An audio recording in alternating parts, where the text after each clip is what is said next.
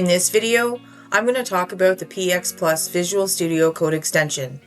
I'll give you a quick introduction and show you some important notes. We will walk you through how to install and set up the extension, and then I'll show you how to apply some of the extension settings. In speaking with the developer community, we learned that many developers out there are using Visual Studio Code in other areas of their development. PxPlus 2024 and newer includes a PxPlus extension for Visual Studio Code. It's an industry-leading code editor that is the preferred choice for many developers. Visual Studio Code is free, robust, and a lightning-fast editor available on Linux, Windows, and Mac operating systems.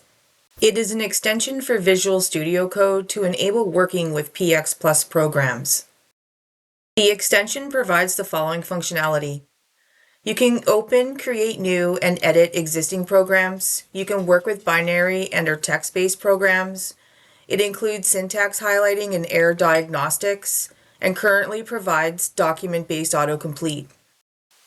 If you haven't already, download and install Visual Studio Code from the Visual Studio Code website for your operating system. Our example here today will be on a Windows platform. If you are new to Visual Studio Code, this website is a great resource to learn more about it.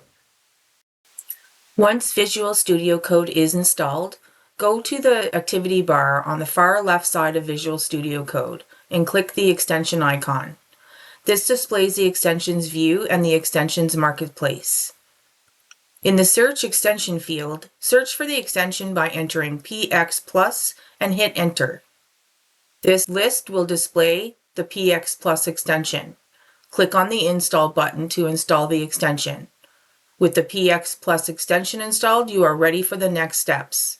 Before you can use the PxPlus Visual Studio Code extension, you must tell the extension where PxPlus is installed. Open the Visual Studio Code settings by clicking the gear icon and then select Settings from the menu that displays. Under PxPlus path, enter the path to the directory where the PxPlus executable is located. If you plan to work with text-based PxPlus programs, then you must also specify which file extension Visual Studio Code should consider a text-based PxPlus program.